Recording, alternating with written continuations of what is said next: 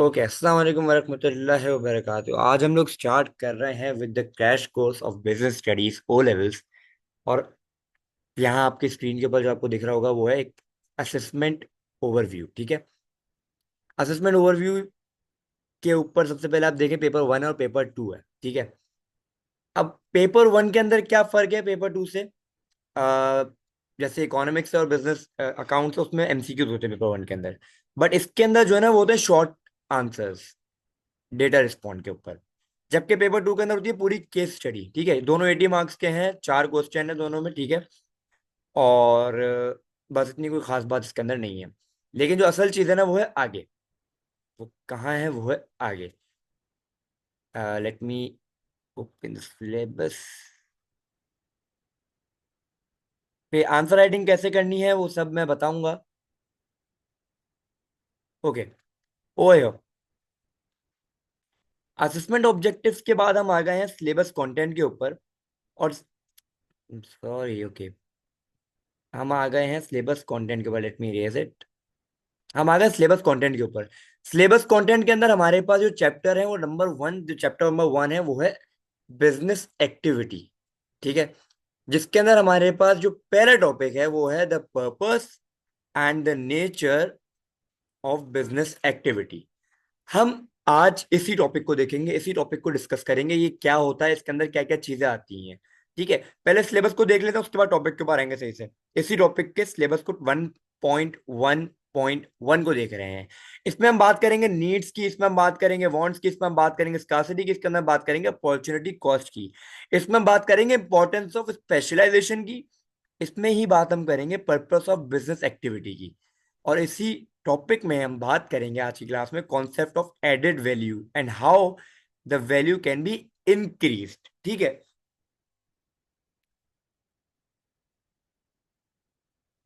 सही है। अब हम आगे चलते हैं, देखते हैं भाई क्या है, कैसे करना है, किस तरीके से इसको हमें लेके चलना है। पहला टॉपिक समझ आ गया हमें क्या करना है। अब हम बात करते हैं सबसे पहले नीड्स वांट्स की, क्या होती है ये। ठीक है, मैं साइड में ही हूँ, just follow the where I go on the screen. मैं बात कर रहा हूँ सबसे पहले किसकी। यहाँ पे मैं एक हेडिंग डालता हूँ, needs versus wants. What are needs and what are wants? भाई नीड्स क्या होती है, वांट्स क्या होती है, क्या फर्क है इतना कि इसको पढ़ना पड़ रहा है, वो भी in the very first class of business studies. क्यों भाई? ये इकोनॉमिक्स की फर्स्ट क्लास में पढ़ना पड़ेगा, यही आपको टॉपिक बिजनेस की फर्स्ट क्लास में पढ़ना पड़ेगा। क्यों? द रीजन बिहाइंड इज कि इसी के ऊपर आपका बिजनेस बेस करता है, इसी के ऊपर आपका इकोनॉमिक्स बेस करता है। ठीक है भाई, क्या मतलब सर? आप बोले जा रहे हैं, यैपिंग करे जा रहे हैं, लेकिन मुझे तो समझ नहीं आ रहा। ठीक है, मैं आपको सही से समझाता हूं। जब हम बात करते हैं नीड्स की, तो needs are what? It is the essential. क्या?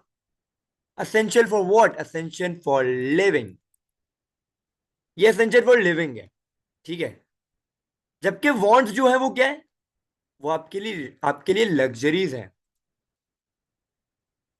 स्पेलिंग माइंड करना, ठीक है, अभी मैं जल्दी जल्दी देख रहा हूँ, बल्कि खुद ही क्या लिख दिया मैंने। एनीवेज, लग्जरीज है। अब sir, needs, wants, luxuries, essential, क्या बोल रहे हैं? अब आसानी से सुनते हैं क्या मसला है भाई, क्या चीज है। ठीक है, मैं कहता हूं कि खाना, फूड, मेरी नीड है। Without food I can die. मैं नहीं रह पाऊंगा जिंदा, इसका मतलब असेंशियल फॉर लिविंग आ गया।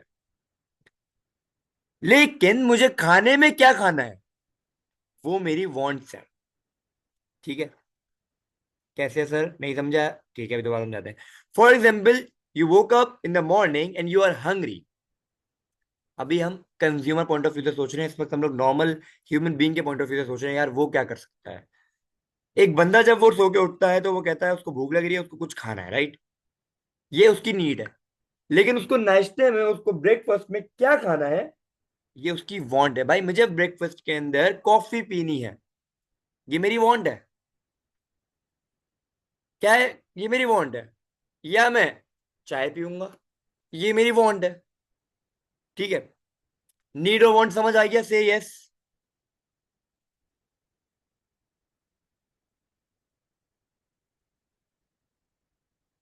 ओके, अभी तो बड़े आसान टॉपिक है ना, असल चीज आगे आएगी। अब देखो मेरी बात सुनो, हमें नीड समझ आ गया, खाना है, ठीक है, फूड है, कॉफी और टी जो आपकी लग्जरीज है, ये आपकी वांट्स हैं। लेकिन मेरा एक सवाल है, फूड आपके पास नीड है, वांट आपके पास लग्जरीज हैं, लेकिन क्या आपके पास उतने पैसे, या इन अदर वर्ड्स उतनी रिसोर्स हैं कि आप अपनी वांट्स को सेटिस्फाई कर पाओ? सर क्या मतलब? भाई मैं कहता हूं मैं सुबह उठा, मुझे नाश्ता करना है, ठीक है सर, आपको नाश्ता करना है, अच्छी बात है, समझ गए, आपको नाश्ता करना है, अच्छी बात है, हम समझ गए। लेकिन नाश्ते में आपको क्या करना है? आप कहते हैं मुझे चाय पीनी है। क्या पीनी है? फॉर एग्जाम्पल आपने बोला मुझे चाय पीनी है, आप एक होटल पे गए, रेस्टोरेंट पे, आपने बोला मुझे चाय पीनी है, उस वेटर ने आपको बोला सर चाय जो है वो 100 रुपए की है। कितने रुपए की? 100 रुपए की। आपने अपनी जेब में हाथ डाला and you got to know कि you have only 60 rupees in your pocket. क्या चाय आ सकती है? नहीं आ सकती। क्यों नहीं आ सकती? बिकॉज आपके पास जो रिसोर्सेज हैं वो फाइनाइट हैं, कम हैं, जबकि आपकी जो वांट है वो बड़ी है। आप क्या चाहते हो? आपको चाय पीनी है लेकिन पैसे नहीं है, ठीक है सर, समझ आ गया, फाइनाइट है। इस फाइनाइट रिसोर्सेज की वजह से एक प्रॉब्लम क्रिएट होती है जिसको हम कहते हैं स्कार्सिटी। सर स्कार्सिटी, बुक की डेफिनेशन पे जाओ तो आसान लफ्जों में फाइनाइट रिसोर्सेज इनफाइनाइट वांट्स। समझने पे जाओ तो सर मतलब ये हुआ कि जो आपके पास रिसोर्सेज हैं, जो आपके पास जरिया है, जरिया जरिया, ये रिसोर्स का मतलब जरिया है, उर्दू के अंदर कहते हैं ना जरिया है, इस जरिए से मैं खा सकता हूँ, वो पैसे हमारे लिए जरिया है, इस जरिए से मैं बिजनेस कर सकता हूँ, ये मशीन हमारे लिए जरिया है, वो हमारे पास कम है, लेकिन हमारे पास वांट ज्यादा है, इसकी वजह से हमारे पास स्कार्सिटी क्रिएट होती है। सर आसान अल्फाजों में समझा, आपने बहुत बोल दिया, अब नहीं समझ आता। ठीक है, बड़ी एक बहुत बात हो गई, अब आसान एग्जाम्पल पे आते हैं। मैंने बोला भाई clothes are essential for living, तो ये मेरी क्या हुई? नीड। मुझे क्या पहनना है? मुझे क्या पहनना है? मैं बीइंग ए ह्यूमन, मुझे क्या पहनना है? मैं बोलूंगा सर मुझे जे डॉट का सूट पहनना है, ये मेरी क्या हुई? वॉन्ट। बट मसला होता है एक, जे डॉट का सूट बहुत महंगा है, काफी महंगा है। जे डॉट का सूट है 1,000 रुपए का, बट मेरे पास जो पैसे हैं वो कितने हैं सर? वो मेरे पास पैसे जो हैं वो हैं 700 रुपीज, जो मेरी रिसोर्स है। सर क्या बात है, ये मेरी रिसोर्स है। क्योंकि मैं जे डॉट नहीं खरीद सकता, मुझे क्या खरीदना पड़ेगा? मुझे कुछ और खरीदना पड़ेगा। ये जो कुछ और मैं खरीद रहा हूं, ये आपकी अपॉर्चुनिटी कॉस्ट होती है। हमने 3 टॉपिक एक एग्जाम्पल से समझा। अपॉर्चुनिटी कॉस्ट मतलब next best alternative for one.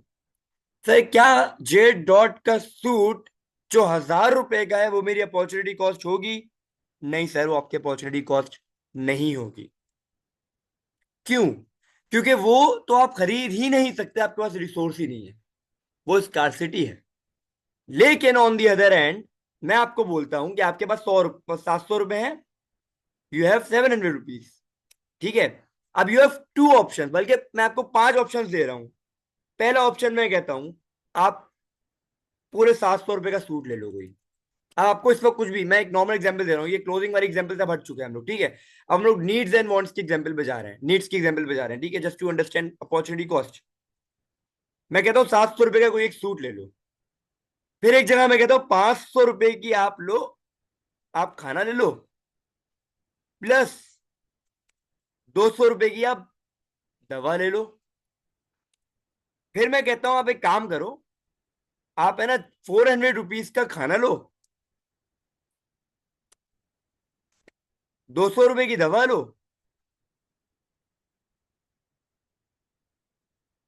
Plus 100 रुपए बच रहे मेरे पास अभी भी। 100 रुपए मैं अपनी किसी भी इंजॉयमेंट में लगा दूं, किसी भी। ये मेरे पास तीसरा ऑप्शन आ गया।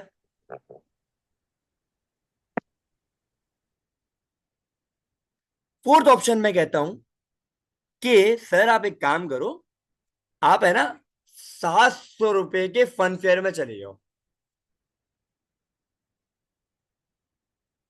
ठीक है, आप तफरियां करो, आप फन करो, आपको कुछ भी करना है, आप पार्क में झूले झूलो, कुछ भी करो, ठीक है। अंडर बस 4 ऑप्शन काफी है समझा। एक और ऑप्शन दे देता हूँ, मैं कहता हूँ भाई मैं बाकी मैं 600 रुपए की 600 रुपए का खाना ले लूं,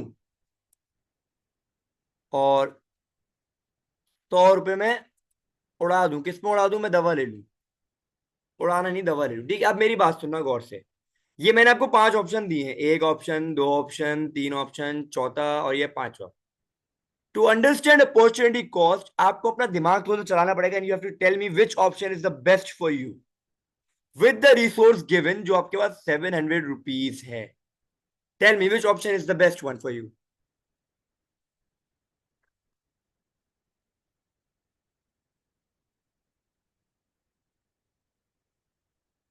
आपके हिसाब से कौन सा ऑप्शन सबसे बेस्ट होगा?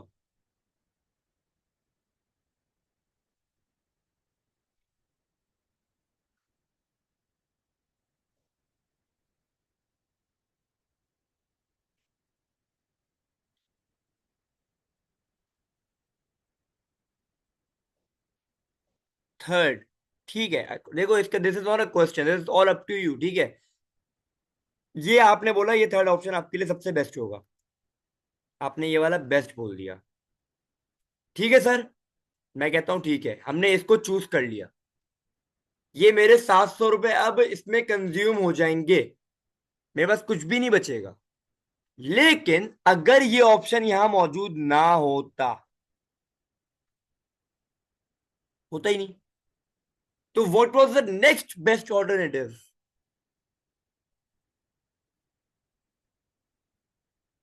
ऑप्शन फर्स्ट, सेकंड, फोर्थ या फिफ्थ?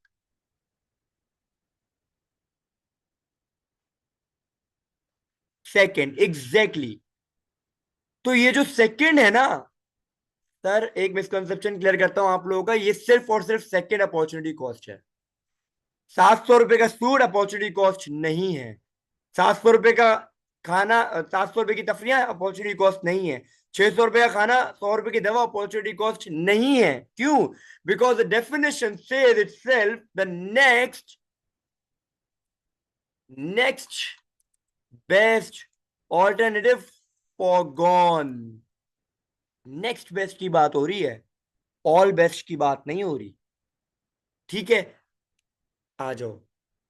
मेरा अब सवाल इसी टॉपिक पे आओ दोबारा। क्या हमने concept of need, want, scarcity and opportunity cost समझ लिया? वो है, कोई भी सवाल यहां पे?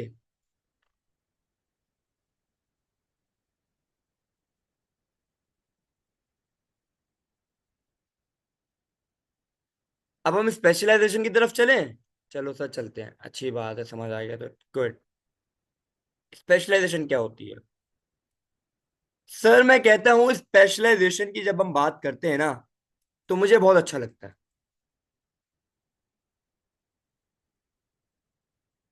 मुझे क्यों अच्छा लगता है भाई? क्योंकि ये जो चीज है ना, इससे हम कहते हैं कारीगर। उर्दू में क्या कहते हैं? कारीगर। क्या मतलब सर, क्या बोल रहे हैं आप फिर से? मैं ये कहता हूं कि भाई for example I am a teacher, in fact I am a teacher, but still I से कि मैं एक टीचर हूं। क्या हूं मैं एक टीचर हूं। एक दो एग्जाम्पल समझाऊंगा। मैं एक टीचर हूं, मेरी एक एकेडमी है, ठीक है। अगर मैं रखता हूं एक टीचर, बल्कि मैं रखता हूं 3 टीचर, और मैं कहता हूं आप सारे के सारे 8 सब्जेक्ट्स पढ़ाओ, इज दैट एफिशिएंट इनफ? नहीं सर, 3 टीचर 8 सब्जेक्ट कैसे पढ़ा पाएंगे? आसान होगा, मतलब पढ़ा लेंगे, मजा नहीं आएगा। क्या मतलब? मैं कहता हूँ भाई 3 टीचर जो हैं मेरे पास, एक मिस आमना और एक सर हैदर और एक सर अली, ये 3 टीचर्स हैं मेरे पास। और मेरे पास 8 सब्जेक्ट्स हैं मौजूद। मैं कहता हूँ आप हर 8 सब्जेक्ट से बच्चों को ये 3 टीचर्स पढ़ाएंगे। कभी सर हैदर उर्दू पढ़ा देंगे, कभी मिस आमना उर्दू पढ़ा देंगी, कभी कोई उर्दू पढ़ा देगा, कोई भी आओ कुछ भी कर लो। मिक्स वर्क है सारा। ठीक है, सारा का सारा मिक्स है। क्यों भाई मिक्स क्यों? आप क्या करें? ठीक है भाई, मिक्स है तो हम क्या कर सकते हैं? ये तो एक एग्जाम्पल है, कुछ भी नहीं कर सकते।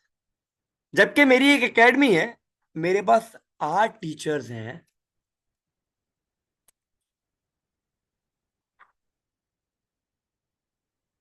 For 8 subjects.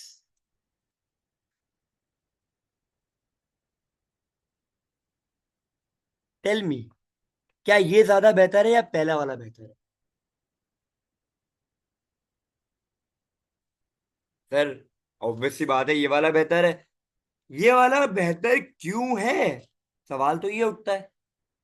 हालांकि अगर हम एक पॉइंट ऑफ व्यू से देखें, बिजनेस पॉइंट ऑफ व्यू से, तो 3 टीचर मतलब 3 को सर्विस देनी है, आपकी कॉस्ट कम आ रही है, तो आप तो ये भी बोल सकते हो कि भाई ये ज्यादा बेहतर है। लेकिन मैं बोलूं कि 8 टीचर है, कॉस्ट भले ज्यादा आ रही है, लेकिन जो आपकी एफिशिएंसी है वो भी तो ज्यादा आ रही है। जो आपका कंज्यूमर है, जो आपका स्टूडेंट है, उसका सेटिस्फेक्शन रेट भी तो ज्यादा आ रहा है। जो आपका रिटेंशन रेट है स्टूडेंट्स का, वो भी तो ज्यादा आ रहा है। तो ये लॉन्ग टर्म बेनिफिट देगा आपको।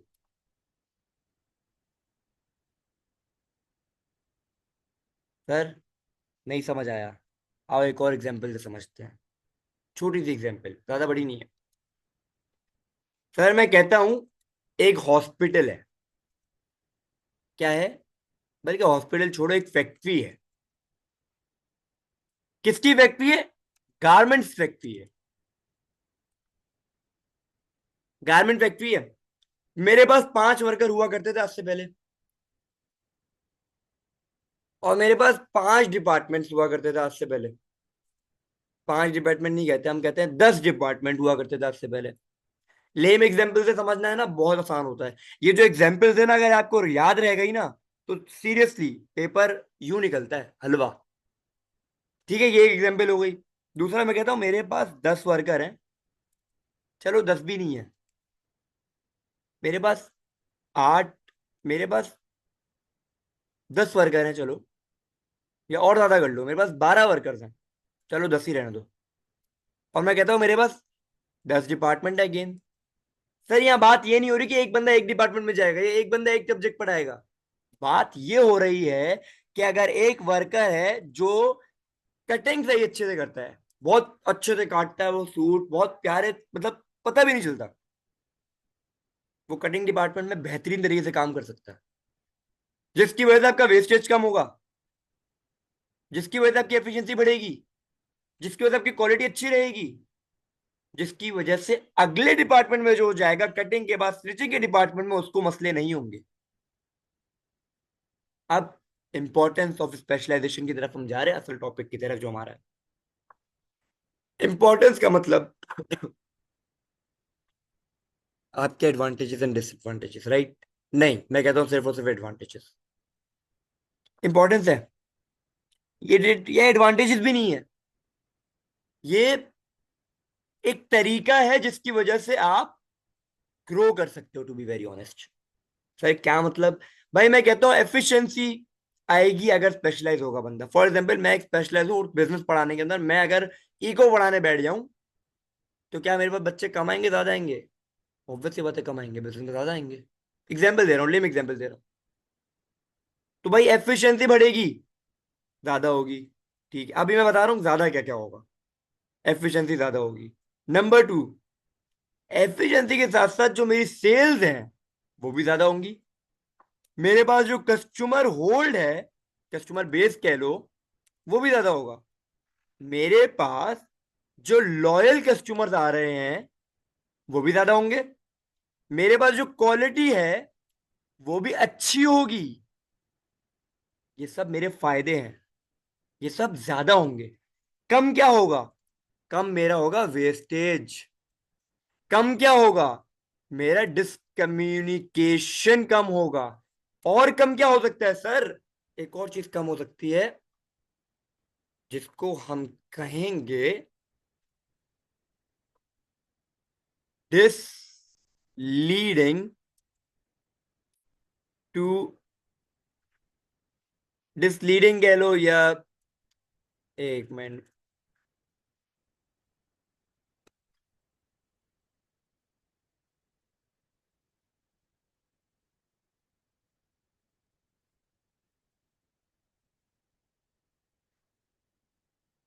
Destroying brand image.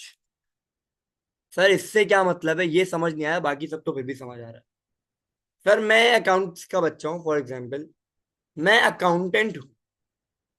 मैं बहुत अच्छे तरीके से बिजनेस संभाल सकता हूँ, अकाउंट्स, फाइनेंस, फाइनेंस देख सकता हूँ। लेकिन जब मैं गया बिजनेस करने, बिजनेस के लिए जॉब पे गया मैं, तो मुझे बिजनेस वाले जो मैनेजर साहब थे उन्होंने बोला हम आपको रखेंगे एज दी सेल्स मैनेजर। रख लिया। पैसे बहुत आ रहे थे, इस बंदे ने मान लिया हाँ मैं तैयार हूं। जो बाहर की दुनिया है, जो बिजनेस के अंदर नहीं है, वो तो यही कहेगी ना कि अकाउंटेंट को सेल्स मैनेजर रखा हुआ है भाई, क्या हो गया, दिमाग सही है? ये बातें आपकी ब्रांड इमेज खराब करती हैं। ठीक है। क्या आपको स्पेशलाइजेशन समझ आया? क्या यहाँ पे कोई सवाल?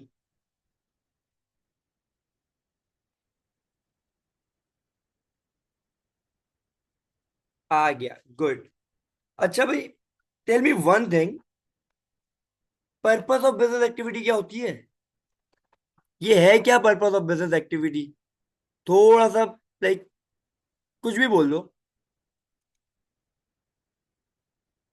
एनीथिंग।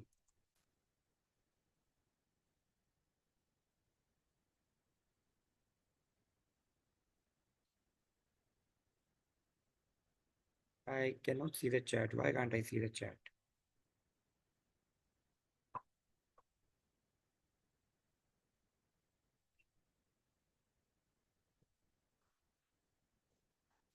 कोई भी purpose of business activity.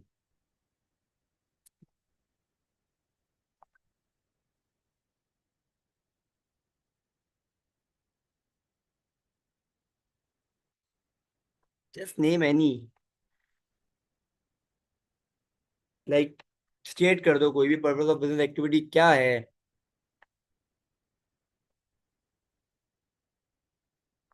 To produce goods and service. ठीक है, सही है, मान लेते हैं। मैं आसान फार्मूला में बताऊं पर्पस ऑफ बिजनेस एक्टिविटी क्या है? कि जो हम पिछले आधे घंटे से पढ़ रहे हैं ना, यही पर्पस ऑफ बिजनेस एक्टिविटी है सर। क्या? आधे घंटे तो हम लोग ये पढ़ रहे हैं कि वांट्स क्या होती है, नीड्स क्या होती है, लिमिटेड रिसोर्स क्या होती है, स्कार्सिटी क्या होती है, अपॉर्चुनिटी कॉस्ट क्या होती है।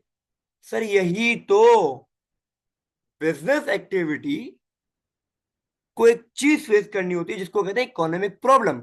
इकोनॉमिक प्रॉब्लम का मतलब ये है कि unlimited wants but limited resources. आपके पास जरिया कम है लेकिन ख्वाहिशात बहुत ज्यादा है। इसलिए जो बिजनेस चाहता है, जो करना चाहता है, वो ये है कि अपने जो रिसोर्सेज हैं जिसको हम फैक्टर्स ऑफ प्रोडक्शन कहते हैं, लैंड, लेबर, कैपिटल, एंटरप्राइज कहते हैं, उसको सही तरीके से यूटिलाइज करे, प्रोड्यूस करे, in order to get profit. ठीक है, सही है। इसके अंदर एक चीज आती है ऑब्जेक्टिव्स के अंदर, ठीक है, इसकी डिटेल्स के अंदर हम अभी नहीं जा रहे। ठीक है, इसकी डिटेल्स में हम लोग जाएंगे बाद में, क्योंकि उसका पूरा एक चैप्टर मौजूद है। लेकिन पर्पस ऑफ बिजनेस एक्टिविटी को हम थोड़ा सा शॉर्ट में देख लेते हैं भाई। देखो सिलेबस के अंदर मैं दिखा देता हूँ मेरे एक दफा, कि उसका चैप्टर आगे मौजूद है पूरा।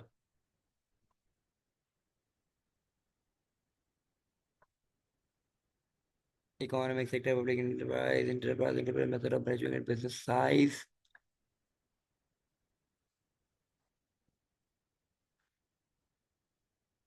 ये देखो, chapter 1.5 business objective and stakeholders objective, ये पूरा उसके ऊपर बेस करता है। इसलिए हम इसकी डिटेल में जा नहीं रहे अभी, अभी जाने का फायदा नहीं है। अभी जिस टॉपिक पे हम उसको देख लेते हैं सही से। भाई हम कहते हैं पर्पस ऑफ बिजनेस एक्टिविटी, सीधे आसान बातों में यही है कि आप है ना, जब आपके पास रिसोर्स मौजूद है, land, labour, capital, enterprise. Land क्या होता है? Natural resources. लेबर क्या होता है? लेबर क्या होता है? टेल मी, लेबर क्या होता है? There is a misconception, labour वो होता है जो हाथ से आके काम करेगा, मजदूरी करेगा, नहीं। लेबर का मतलब है ह्यूमन, फिजिकल और एनी एफर्ट्स, ये होता है। नहीं, लेबर का मतलब था ह्यूमन एफर्ट्स इन प्रोडक्शन। अगर वो मशीन इस्तेमाल हो रही है तो वो लेबर में नहीं आएगी, वो आएगी कैपिटल के अंदर। What is capital sir? पैसे। सिर्फ पैसे नहीं होते, कैपिटल में आपकी मशीन भी आ सकती है, टूल्स भी आ सकते हैं, पैसे भी आ सकते हैं। आसान बातों में बोलूं तो हर वो चीज, हर वो मैन मेड रिसोर्स जो प्रोडक्शन में इस्तेमाल हो रहा है उसे कैपिटल कहते हैं। और एंटरप्रेन्योर क्या होता है? Entrepreneur is the person who takes risk. आसान बातों में, ठीक है। ऑब्जेक्टिव्स ऑफ बिजनेस आसान शब्दों में, बहुत शॉर्ट में समझा रहा हूँ, आगे चैप्टर पूरा बचा हुआ है, पूरा का पूरा चैप्टर इसके ऊपर है। सर्वाइवल है इसके अंदर एक ऑब्जेक्टिव, एक प्रॉफिट मेकिंग है, एक प्रॉफिट सेटिस्फाइसिंग है, एक ग्रोथ है, एक कस्टमर सेटिस्फेक्शन है, एक सोशल रिस्पॉन्सिबिलिटी है। सर ठीक है, समझ आ गया। ब्रीफ बताएं थोड़ा सा, क्या होता है पर्पस? सर इसका पर्पस ये होता है कि जो आपके पास रिसोर्स मौजूद है ना, फाइनाइट मतलब लिमिटेड, उसको आप किस तरीके से यूटिलाइज करके अपनी प्रोडक्शन करोगे और प्रॉफिट अर्न करोगे। ये क्या है? Business objective. यही आसान आसान प्रॉब्लम, बिजनेस ऑब्जेक्टिव होता ही यही है। आगे हम पढ़ेंगे क्या होता है कॉर्पोरेट ऑब्जेक्टिव, क्या होता है फंक्शनल ऑब्जेक्टिव, क्या होता है इंडिविजुअल ऑब्जेक्टिव, क्या होता है, इसके बेनिफिट्स क्या हैं। और स्मार्ट, जो हमारे पास SMART एक ऑब्जेक्टिव है, वो क्या होता है। ये हम सब आगे बढ़ेंगे, पूरा चैप्टर इसके ऊपर। अभी आसान समझा था। सर एडेड वैल्यू क्या होती है? एडिंग वैल्यू क्या होती है? सर एडिड वैल्यू बहुत आसान फॉर्म में बोलूं तो भाई, I am not writing anything, ठीक है, आई एम जस्ट स्पीकिंग। अभी मैं सिर्फ ये सामने सिलेबस खुला हुआ है जो भी है, ठीक है, लास्ट, ये लास्ट इसके ऊपर है हम लोग, आज की क्लास के लास्ट टॉपिक के ऊपर। मैं कहता हूँ भाई, इट इज द डिफरेंस। किस चीज का डिफरेंस सर? आपकी जो सेलिंग प्राइस है and the cost of material का। सर सिर्फ कॉस्ट ऑफ मटेरियल नहीं, and the component used in production. Sir मतलब, सर आपके हाथ में एक पेन है, take a pen in your hand to understand it. एक पेन उठाओ हाथ में। वो पेन जो आपके हाथ में है, अगर वो 50 रुपए का है, एक एग्जाम्पल ले लेते हैं। सर कितने रुपए का? सर वो 50 रुपए का पेन है, मेरे हाथ में जो पेन है, क्या 50 रुपए पूरे के पूरे उसका प्रॉफिट में आएंगे? नहीं सर। सर जो आपकी कॉस्ट लगी है उसके ऊपर इंक बनाने की, उसके आगे की जो निब होती है वो बनाने की, उसका जो प्लास्टिक यूज हुआ है, उसके ऊपर जो प्रिंट हुआ है, ये सब कॉस्ट है। क्या है? Cost. Cost of what? Cost of raw material. ये आपकी एडेड वैल्यू होती है। आसान प्रॉब्लम है, again it is the difference between the selling price of a product and the cost of material used to make it. What? Sir इसकी importance क्या है? Sir इसकी इंपॉर्टेंस आसान प्रॉब्लम में बोलूं तो इसकी इंपॉर्टेंस ये है कि आपका जो प्रॉफिट होगा वो ज्यादा होगा। कैसे? आपको पता होगा कि आपकी सेलिंग प्राइस इतनी है, सॉरी, आपको पता होगा कि आपकी कॉस्ट ऑफ प्रोडक्शन इतनी है, तो in order to gain a specific amount of profit आप इतनी सेलिंग प्राइस रख सकते हो। सेकंड, कंपेटिटिव एडवांटेज भी होगा। मतलब सर, मतलब कॉस्ट जो मुझे पड़ रही है वो हो सकता है सबको पड़ रही हो। सब बेच रहे हैं 50 रुपए का, मैं 45 रुपए का बेच दूंगा, प्रॉफिट कम रख के अच्छे खासे सेल्स कर सकता हूँ, रेवेन्यू गेन कर सकता हूँ। Brand loyalty, customer high value product को प्रेफर करेंगे। और तो और, it also cover other cost, जो आपकी सेलिंग प्राइस है, आप उस सेलिंग प्राइस से अपनी वेजेस, अपना रेंट, अपना मार्केटिंग, आपका एडवर्टाइजिंग, आपके हीट एंड लाइट एक्सपेंसेस, जितने भी एक्सपेंसेस वो आप कवर कर सकते हो। क्योंकि फॉर एग्जाम्पल जो आपके हाथ में पेन है ना, ये 50 रुपए का आपने खरीदा है, इसके ऊपर कॉस्ट पड़ी होगी 5 रुपए, 10 रुपए। जो बाकी की 40 रुपए की कॉस्ट है, वो भी कॉस्ट है, वो भी कॉस्ट है। वो सब कहाँ जाएंगी? वो सब भी कॉस्ट इसी से कवर होंगे, लेकिन एडेड वैल्यू सिर्फ और सिर्फ कॉस्ट ऑफ रॉ मटेरियल होती है। कॉस्ट ऑफ रॉ मटेरियल याद रखना। एग्जाम्पल दूं? एग्जाम्पल है, एक बेकरी है, वो इंग्रेडिएंट बाय कर रही है $1 पर केक का, 5 रुपए का बेच रही है। पर केक के इंग्रेडिएंट्स कितने के खरीदे उसने? 1 रुपए के इंग्रेडिएंट्स खरीदे हैं। केक बनाने में सिर्फ 1 रुपया इस्तेमाल हो रहा है, 5 रुपए का बेची, एडेड वैल्यू 4 रुपए। इसको बढ़ाना है, एडेड वैल्यू को बढ़ाना है, कैसे बढ़ाएंगे? ब्रांडिंग कर सकते हैं, क्वालिटी बढ़ा सकते हैं, अपनी डिजाइनिंग बेहतर कर सकते हैं, अपनी सर्विस अच्छी कर सकते हैं। ठीक है। ये आज की क्लास के चारों टॉपिक हमने किए हैं। इनफैक्ट हमने एक ही टॉपिक किया है। ठीक है। एक क्लास में एक टॉपिक, इंशाल्लाह कल ये होगा। कल नहीं, आई मीन जब भी क्लास है आपकी नेक्स्ट, आई डोंट नो। ये होगा क्लास के बाद। आपको कोई भी सवाल हो, पास्ट पेपर कर रहे हो आप, या कोई भी X Y Z, any question, any type of question, reach me out.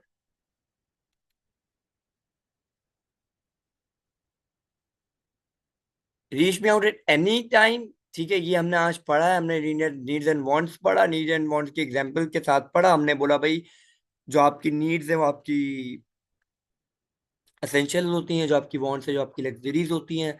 उसके बाद हम फाइनाइट रिसोर्सेज पे आए, इनफाइनाइट रिसोर्सेज पे आए, तो इनफाइनाइट वांट्स के ऊपर आए, जिसकी वजह से स्कार्सिटी क्रिएट होती है, प्रोपोर्शनलिटी कॉस्ट क्रिएट होती है। Opportunity cost is next best alternative foregone. उसके बाद हमने स्पेशलाइजेशन पढ़ा। क्या होता है स्पेशलाइजेशन? इस कारीगरी, कारीगरी का मतलब अ पर्सन जो रिपीटेडली एक ही काम करे बार बार एंड गेट स्पेशलाइज, जिसकी वजह से वो, ये रिकॉर्ड हो रहा है पूरा, and it will be uploaded on YouTube as well. तो आपको वहां मिल जाएगा, don't worry about it. Class खत्म होते रिकॉर्डिंग मिल जाएगी। क्या कोई और सवाल? क्लास समझ आई? कोई भी? How was it rated? Like I am stopping the recording now, if you want to unmute yourself you can and say. ठीक है।